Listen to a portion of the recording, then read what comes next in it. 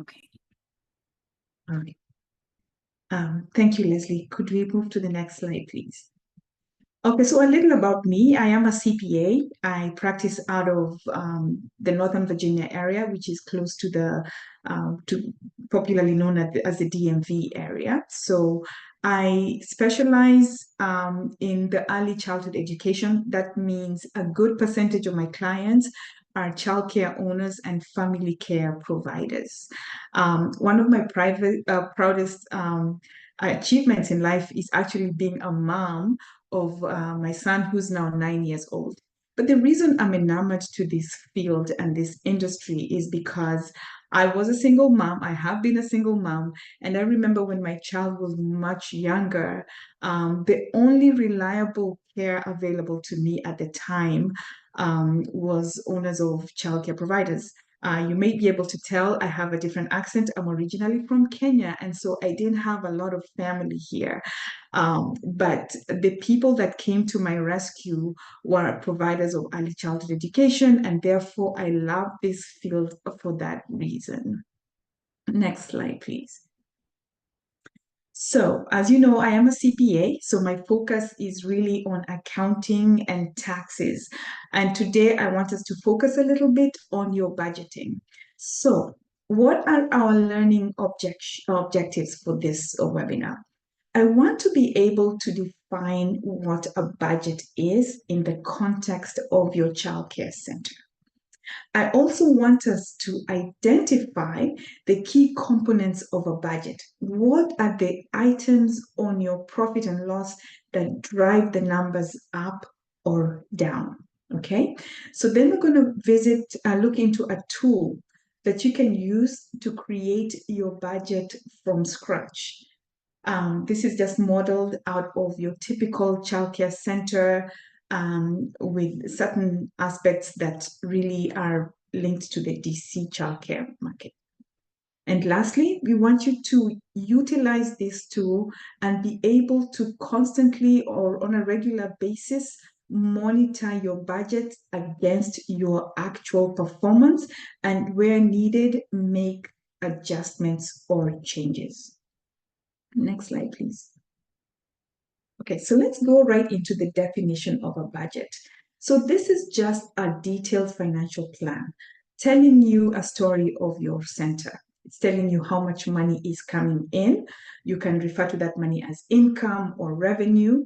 And also it'll tell you where you're spending your money, how the money is leaving your center. So that is what we refer to, of course, as expenses. So at the end of this, we want to be able to manage your center in a more efficient manner. So basically make sure that you're utilizing all the tools that you have so that you can keep the operations moving in your childcare center. And that's why we use a budget. Next slide. So let's dive a little deeper into the key components of a budget. The first part is going to be the revenue, the money coming in. So whether you're a for-profit organization or you're a non-profit, money coming in is key.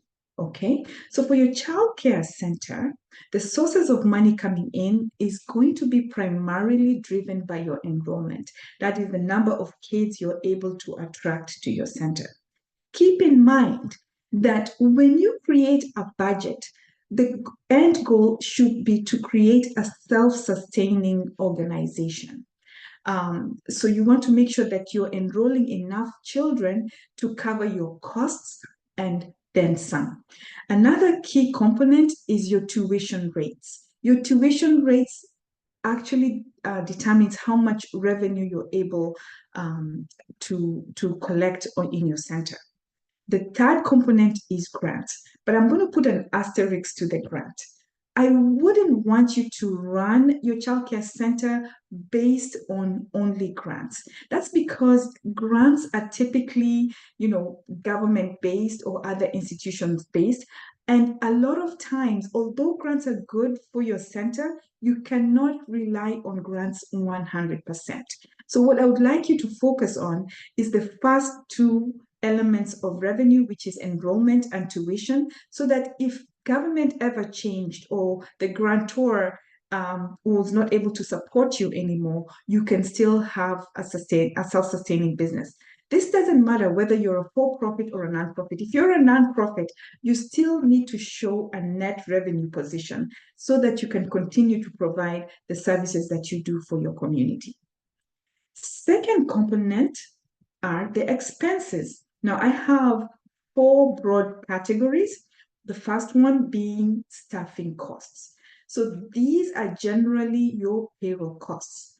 In childcare industry, and indeed in most industries, payroll is the largest component of your expenses. So you want to pay attention to your payroll, whether you add an additional individual or staff member, or you reduce your staff. Payroll is going to have a significant impact on your overall expenses.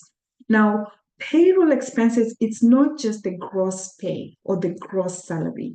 You also have to take into account the employer portion of the taxes, okay? Besides that, you may be utilizing, say, a payroll company or certain insurance that is directly linked to your payroll. So you want to take into account all these costs as your staffing costs. Don't just stop at the gross wages that you're paying. Consider the taxes and other supporting costs that enable you to run your payroll on a regular basis. The second largest expense in a childcare setting is going to be the building or the facility costs. This will include either rent or, if you own the building, mortgage and interest payments on your mortgage. Now, when it comes to rent, consider the period over which your rent agreement or rent lease covers. So when it comes up for renewal and you're able to negotiate better terms, always look to negotiate on terms that favor you. If you happen to own a building, that means you probably have a long-term mortgage, could be 20, 15 to 30 years. That gives you predictability on how much you are to set aside for your building costs. Building costs will also include your utilities, so that's your heat, your water, HVAC, and all those expenses that you incur to support your center. The third category of expenses I look at is the program costs. These are the costs that you incur in able to provide the services that you're offering to the public. So whether it's the curriculum, the food that you're providing for the children, the office supplies. Initially, these might not look like they're significant, but as an owner or director, I would want you to pay close attention to the program costs, just because on an individual basis, sometimes they're low in dollar figure, but when you put them all, collectively together, it can be quite significant. Program costs can also be driven by the type of program you have. For example, a Montessori school has very specific supply requirements. And so you need to keep an eye on that because this can add up really quickly. Lastly are the administrative costs. So these are costs that you have to incur to help run your company or your childcare center. So we're talking about the legal, the bookkeeping type of expenses, insurance, marketing, and advertising. The one point that I'd like to emphasize here is that it is important to leave some very specific tasks like running payroll, filing your taxes, especially as you get bigger, to the experts. Owners, directors, I feel, should really focus on the business of running the center rather than taking on running the payroll. In my experience as a tax accountant, I've seen situations where owners of businesses get into trouble because they miss certain types of expenses on their tax returns. So my big tip here is let the experts deal with those parts of the business and the owners to deal with the running of the business. Next slide, please. So how do you create your center budget? I want to make it so that it is not a huge task for you. We are going to look at the various components that make up this budget, okay? But I want you to keep in mind a few points, okay? When you set up your budget, it's better to be conservative. even if the outlook looks positive, whether you've surveyed the area, your location, and you've determined that there are new young families moving into the area, or that Aussie is willing to reimburse and you have a long waiting list, it's always important to be conservative. And by this, I mean, try to understate the income and overstate the expenses. Now, this doesn't mean that you go to the extreme, but try to be as realistic as you can be. And then if you happen to manage your center well and you end up with a surplus, try and create a savings plan for the surplus. And then lastly, have a system in place for continuously monitoring your budget. And this is where you can make adjustments, you can tweak it a little bit, and especially if market conditions change. Okay, next slide. So let's get into it. The way I'm going to approach this is to reverse engineer the budget. And what I mean by this is to start with the end in mind. So you may be in a center and you have a certain revenue goal. So I'm going to give you an example of a fictional center called ABC Childcare Center. And we want their revenue goal for 2025 to be 1 million a year. Okay, so then what you have to do is then break it down to the smallest component. How many children will you have to enroll for your yearly revenue to be 1 million? How much will you have to charge the parents or get subsidy reimbursements to be able to meet that $1 million goal? Okay, do you have the space to accommodate these children? In other words, what's your licensing capacity, and so on and so forth. So we want to come in here with, hey, I want to make 1 million. I know I need X number of kids, and that at that number, I will charge a certain rate. If most of your kids are subsidized, you're already aware of the rate based on Aussie requirements and the type of rating you have in your school. If it's a subsidy, if it's a private pay student, then you have more flexibility. You can negotiate with the parents, but you want to make sure that you're paying yourself a reasonable wage. Next slide, please. Okay, so we are still not getting to the tool yet, but it's very important that when you create a budget, you have a certain set of assumptions that help drive the numbers. And you know, in a childcare setting, the biggest driver of revenue is the enrollment. Okay, a lot of centers are very aware of their licensure capacity. So depending on the size of your building and the programs that you're providing, you will get a license that might tell you, hey, this is a center that can hold 100 students or whatever number you're given by the district.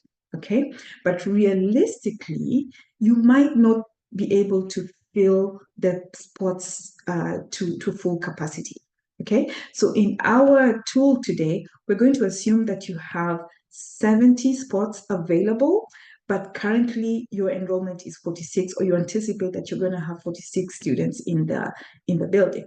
Now, you have wiggle room here, and so you need to understand that if I add 10 more kids, what will that do to the bottom line? Okay. We are also going to assume here that you have a 50-50 split between the subsidized children and the private pay students. Okay, so I like this model. Why? Because if 100% of your income is based on a government subsidy, what happens if there are changes in the government? There's a regime change, and the new leader that comes in decides that they want to do away with childcare reimbursements. If you have a 50-50 split in your model, it means that your childcare can still survive even if you lose 50% of your revenue. Okay, the other assumptions I'm making it, and this is just for simplicity's sake, is that your private pay students are paying the same rate as your subsidized students. In reality, that might not be the case, but with the tool, you can tweak those numbers a little bit so that you can accommodate private pay students that might be paying at a different rate. Okay. Another assumption I want to make here is that you are a high quality child development center.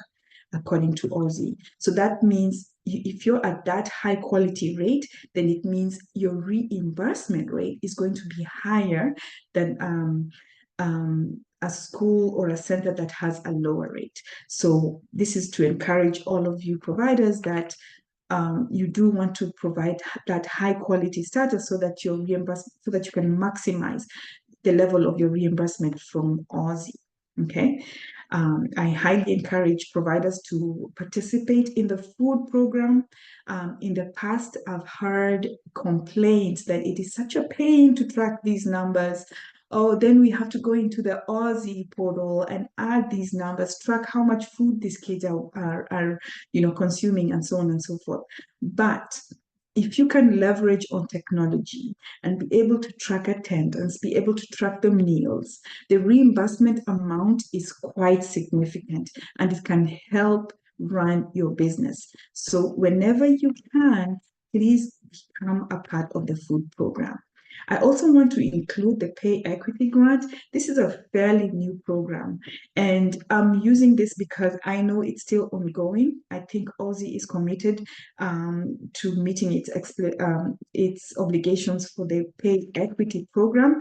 And essentially, this program was put in place to ensure that the teachers who have the right qualifications are being compensated at a fair wage, and it also aids with employee retention. So if you're running your business and you have problems with employees leaving from time to time, this pay equity grant is there to hopefully help you retain your staff. And it's also giving the employers some sort of relief because, like I mentioned, payroll is going to be your highest expense on your financials. So if you can get assistance with that, it will give you some sort of relief, and you will be able to maintain the high quality of your grant program or of your school. Second, last I have is the annual registration fee. This is just a fee you can tag on. It's a one-time basis fee. Again, this also adds to your annual revenue. I think it's very important that you have a renewal every year at whatever rate you choose. Okay.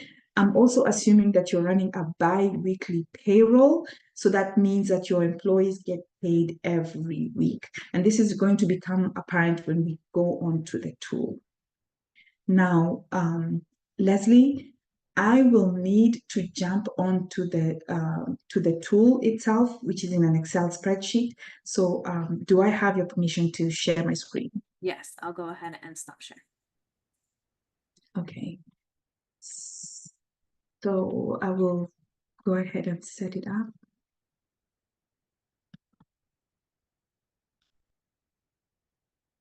Okay. So we talked about, I hope everyone can see my screen. Yes, we see it. Okay, thank you. So I have a number of tabs on this tool. And the first tab, I guess, on your left-hand side is going to be the full budget. So we're going to build it up from the assumptions, and then we're going to look at the various sources of income. We're going to look at your expenses for the business and then tie it all into the budget. Okay. So a little, I know we talked about the assumptions, but I'm going to go over them very quickly. For this particular center, ABC Center, we are assuming a 48% enrollment. They're licensed for 70, but they only have 46 kids. So that makes up the 68% enrollment. Okay. They are also rated as high quality. So that means that for their infants and toddler rooms, they're getting reimbursed at the rate of 107. I just wanted to keep it simple. So I just picked up the infant and toddler rate at $107.24 per day. Okay, then they're going to have the preschool class at 66.81, and they also have a before and after class at 36.74. We're just keeping this simple. So if your childcare center is a little different, of course, you're going to have different rates. But obviously, if depending on your quality rating and whether you want to charge the private students differently, but you're just keeping it simple for the sake of this webinar. So the first thing I want to determine is how much on a weekly basis are you collecting from the parents and also for your Aussie reimbursements. Now, typically in a childcare environment, we look at billing on a weekly basis. Yes, Aussie will reimburse you on a monthly basis, but year over year, it still adds up to the 52 weeks for which you're providing service. So we want to break this down on a weekly basis. So if I know the daily rate for a specific class, I'm going to take that number and multiply it by a 5. So for example, I have one classroom here with children with infants, and I am charging the 5 days times $107. The other thing I want to keep in mind is that you have to be very, very cognizant and intentional about your ratios. So typically for an infant room, we anticipate that you will have one teacher for 4 students. So you could have an infant room that could house 8 infants, and you're going to have to put 2 teachers in that room.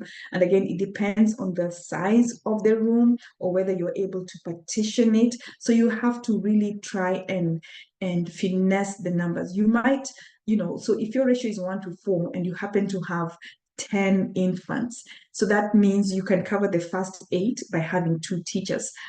The extra infants will probably need a teacher.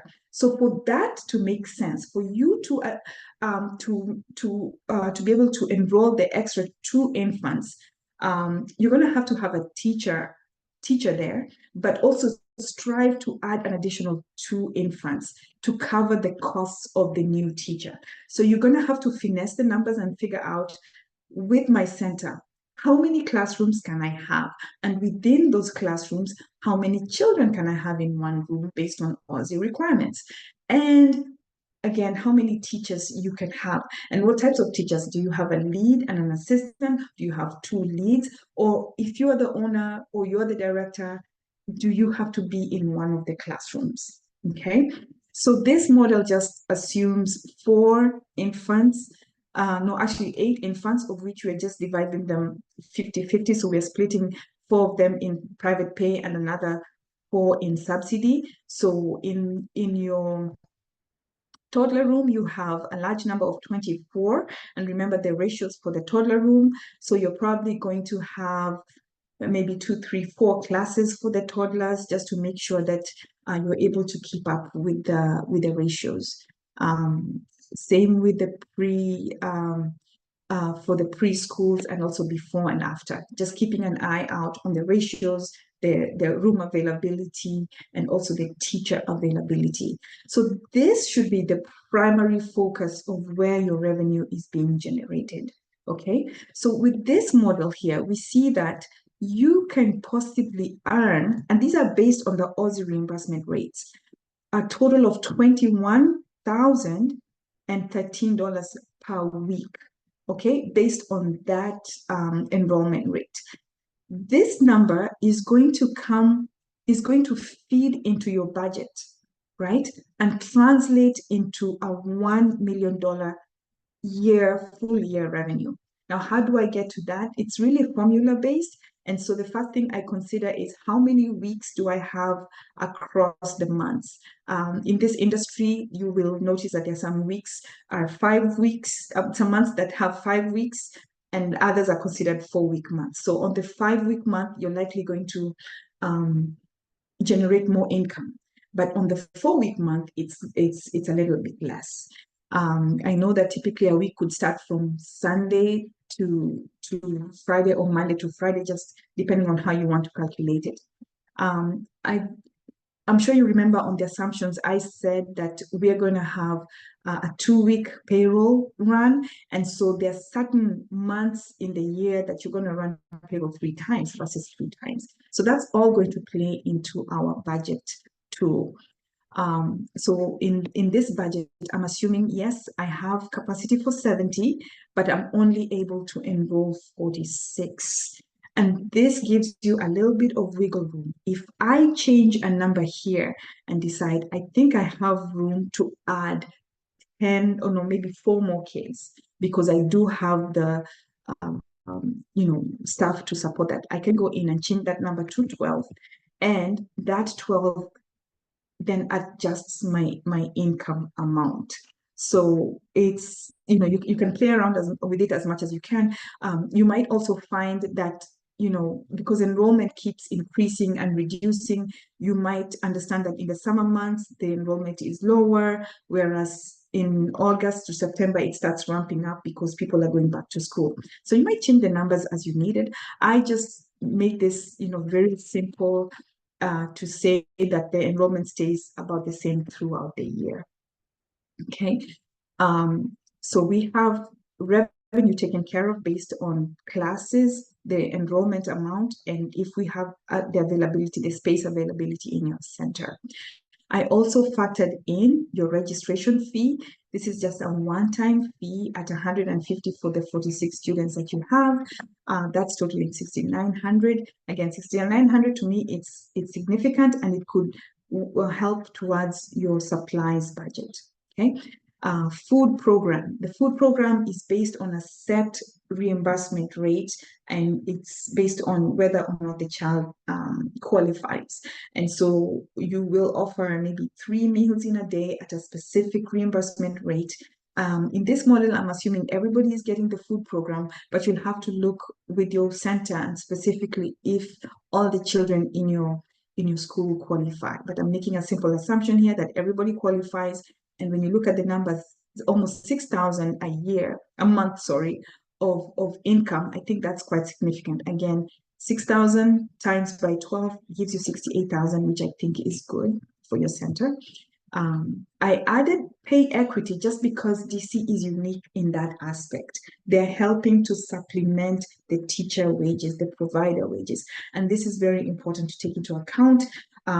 What it's going to do also is going to increase your payroll expense. But the good thing is that DC is reimbursing the providers and also giving them an additional fee because Aussie understands that when you're running payroll, there are additional costs like payroll taxes, administration of payroll that you have to incur. So they're kind of trying to give you a buffer to make sure that this is a sustainable process. So that part is the income part. So looking at our numbers for the ABC Childcare Center, with those 3 different variables, actually 4, we are coming up to a gross revenue number of 1.3. Of course, we were targeting $1 million. The million was really aimed at the enrollment number. So for example, if you're not getting the food program or you're not participating in the Aussie, on the Aussie Pay Equity program, you still have a sustainable business and it's hitting your goals. If you wanted to increase this number from 1 million to a higher number, go back to enrollment, get in more kids, and then you have to determine which types of classrooms are best suited for new enrollees. I would say either infants and toddlers. The thing about toddlers is that, they're still new. They have a lot more requirements. Sometimes the rates are higher, so parents might not want to bring in infants. Toddlers are, but enrolling infants, I think it's a good thing because you then have a guaranteed client base for a good number of years, maybe 3 to 4 years while the children are with you. Toddlers, easier to manage. You might not have to pay as much for the teaching stuff as you do for the infants, but that really depends on each center. So if you know that this income level is not sustainable for you, then your focus would be, how do I enroll more children, even though I am getting grants from the government? Okay, so the next part that is going to be very important is, how do you pay your teachers? Like I mentioned, that is going to be a large chunk of your expenditure. Typically, it's between 50 to 60. I've even seen 70% being paid towards payroll. So imagine if you were raising $1 million, and out of that $1 million, 70% of that is going towards paying your staff. It's very, very significant. And therefore, when you make your decisions, it's important that you take into account how much money that's going to cost you. So this is a little spreadsheet that looks into your classroom sizes, the positions that you're hiring for those classrooms, the base pay rate that you're paying, and then you're also including the pay equity fund. So based on this, it looks like your payroll costs are close to $500,000 just for the teaching staff. That's quite significant. And then you also have to consider your non-teaching staff. So maybe you have an owner or the CEO of the firm that also deserves to be paid. The owner, certain non-teaching staff might not qualify for the pay equity. Again, it really depends on their qualifications and whether or not they're teaching. So then you may have a director, assistant director, a cook, reception. You want to take into account those individuals, look at their taxes. When it comes to payroll, you also want to be careful about benefits. Do you want to offer 401k, medical, dental, vision? Is that something that is sustainable for your business at your current enrollment? If you want to make certain decisions about employer benefits or employee benefits, it's a good time to reset the budget and see, can the center sustain the additional costs for benefits? So this is a tool that can help you make that decision, because you know that as soon as you increase your participation in, say, a retirement fund, your costs are going to be higher. And do you have the bandwidth to absorb those costs and still run a profitable childcare center? So I mentioned that payroll is going to be one of your largest costs. So when we look at these, these three rows collectively, they make up close to 800,000 out of the 1.3 million in revenue that you're collecting. So when times are lean, that is why most employers will look at their payroll and sometimes make decisions, to favor, the continuation of the business, just because this is a huge cost for the business. So in this case, we have payroll costs being about 63 or 64%. And again, it's a little higher for the District of Columbia, and that's because of the pay equity program. If they didn't have that pay equity program, I believe the wages would be lower. But because now they've entered into that type of agreement, you can factor that into your budget. The rest of the expenses are really broken down into, 4 broad categories. Payroll is, you may have outside contractors, or you're using a payroll company to process your payroll. These also go into staffing costs. We also mentioned renting or having a mortgage payment. Those will go into your facility costs. Remember, this will include your utilities, which vary from season to season. Then you have your program costs, and this will include the food supply.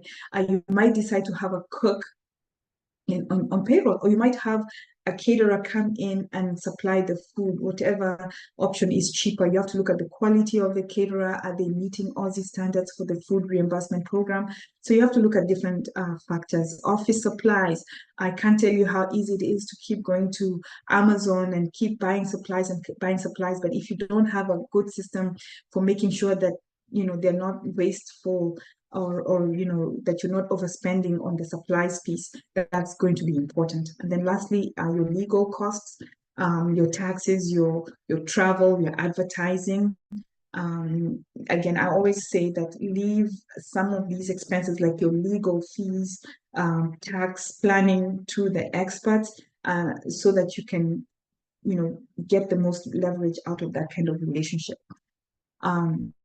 So with that, all these numbers are all tied in together. So we talked about the revenue piece, which was mainly tuition, registration fees, and the 2 sets of grants that your center may be eligible for. And then we looked at the expenses, the big one being the payroll type of expenses. You want to be careful there, not to overhire, but also to have enough in order to meet the Aussie requirements. And then, of course, you have the other expenses that you have to incur to manage your center. So now with this model, I'm having a total expenditure of 1.2 million versus gross income of 1.3 million. So therefore, we're in a net profit position of 100,000 a year. Now, a couple of things to make a note of. On the months when you have the 5-week month, your revenue amount is going to be higher. So we have the 105. On the months when you have, for example, if you're using the bi-weekly payroll model, there's going to be 2 months of the year, depending on the calendar and the year in question, where you're paying your employees 3 times. On those months, your payroll bill is going to be much higher, and you're going to likely see loss positions. So when you're managing your cash flow, you want to be sure that, for month 1, you save some of those reserves, because month 2 is going to be a regular month.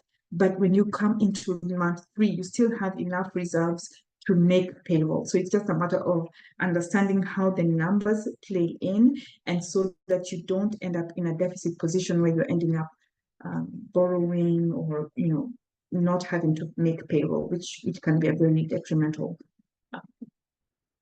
thing for the business. So when you have them all together, that is what makes up your budget. Okay. Very, very important to understand where the money is coming from and how it is leaving your center, with the main goal of having a net profitable position. So Leslie, I'm going to ask you that if we can get into the slide number 18. Okay. I will stop sharing.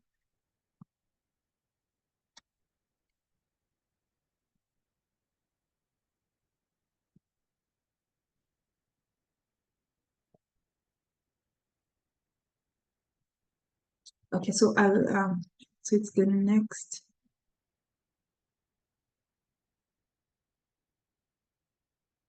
Yeah, so I'll just go through this very quickly. Like I said, always make sure that revenue is exceeding expenses. That is the only way to run a sustainable business.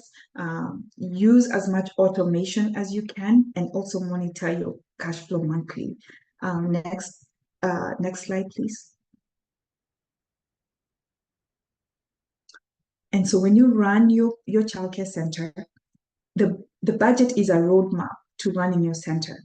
You need to track these numbers. You need to understand how these numbers play into your overall financial picture. Constant monitoring, making adjustments as you go along, having a review of the budget is very important in making sure that your childcare center is successful. Next slide. And I would urge you to take action now. If you can, start playing around. We will provide the spreadsheet and the tool later, but take action now. Play around with the numbers. See how your enrollment affects your net overall income. Understand what your surplus is and how you can start having a savings plan for extra money that you get, in case of a revenue, of a rainy day. So ensuring that you have a rainy day fund, making sure that you know which expenses to anticipate, given the variables of payroll and weekly tuition intake. Next slide. So in conclusion, if you do use the tools, you will have a deeper understanding of your business, and you can make, I would encourage you to start thinking of the 2025 budget and how you can start creating it. Use all the software and templates that you can to make this happen. and have a monitoring plan to understand how well your center is doing.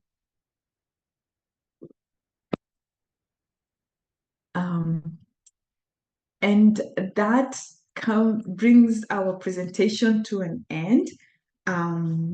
Leslie, if there are any questions.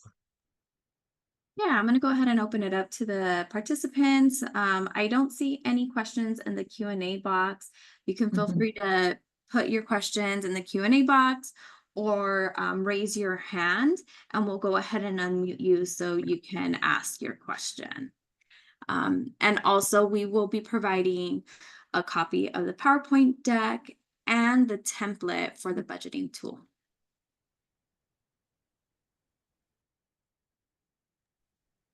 And the recording of this webinar will be also sent to you and put up on our YouTube channel.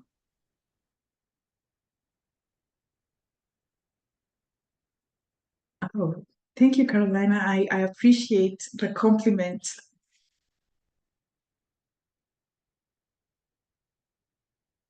Yeah, and when you start using the tool, you can actually figure out how many kids with every new enrollee.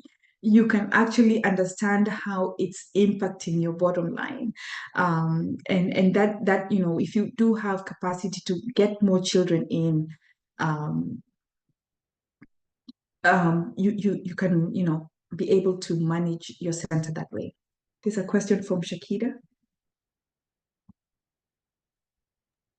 I'll go ahead and drop the link in the chat for our LIIF YouTube channel.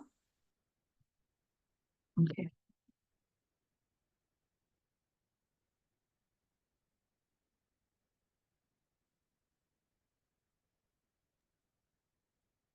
We will actually also be having another webinar session with Miss Olga this coming Thursday, which will be specifically for family child care homes. This one was targeted more towards centers, and it is specific to DC providers. However, Miss Olga does also work with other states. Yes, and that is correct. I'm also, encouraging center owners, directors to participate in the various programs that DC provides. Apart from pay equity, they have Educare, the pre-K program. Those are very valuable. But one word of caution is, there are certain rules that you have to abide by and in order to qualify for the grants. LIIF is also very, very supportive to childcare owners. And so attending the webinars, understanding what's happening in the market. If you are trying to expand, I believe Leslie and Vajon are good contacts to have. Just to understand if you can get any kind of funding for your center.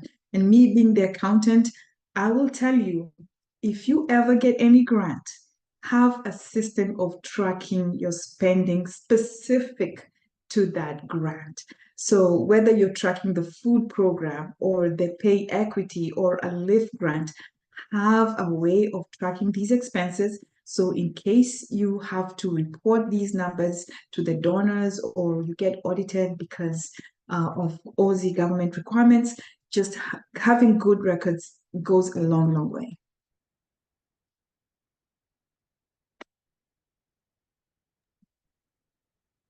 Thank you so much, Ms. Olga. I don't see any other questions in the chat or in our Q&A box. I am typing out the link for our YouTube channel right now. If there's any questions, I'm going to go ahead and give it about another minute. And then if not, I'm going to hand it back over to Ms. Olga so she can share her contact information. Oh, great. Thank you.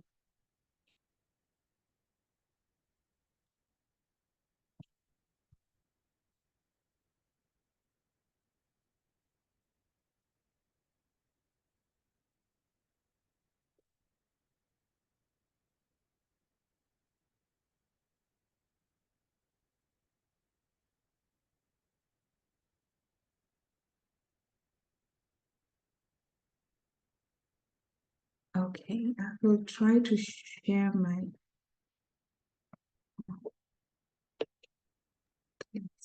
I went ahead and stopped share so you could pull up your contact information. And as a reminder, we are going to send out the PowerPoint deck and the recording to this presentation.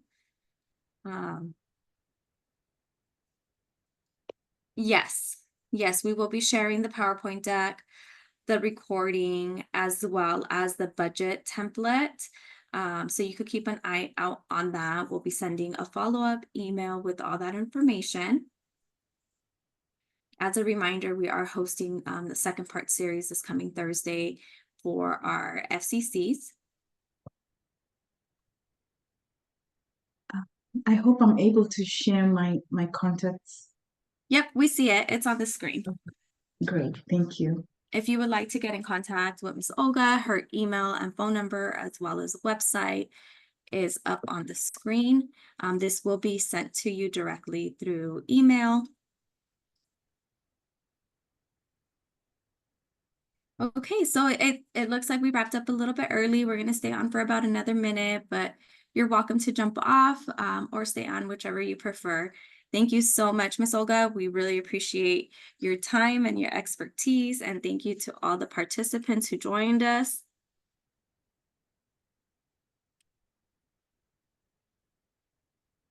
I have a hand raised, so give me just one moment.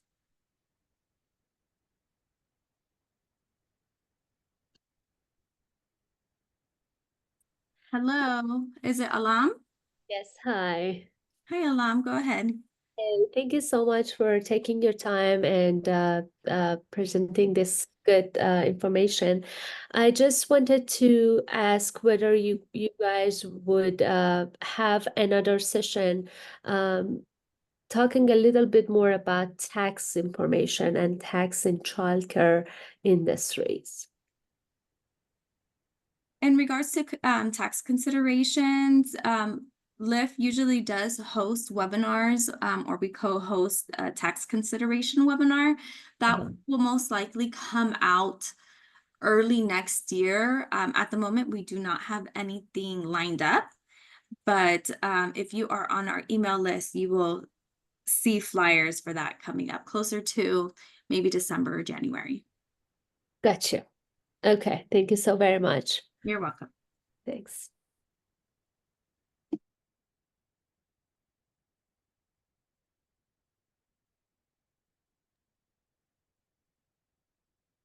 All right, so I'm going to give you guys back 7 minutes. Miss Olga, Vashon and I will follow up with you. Thank you so much for all your help. Thank you as well for having me. I appreciate the opportunity. You're welcome. Bye-bye. Bye.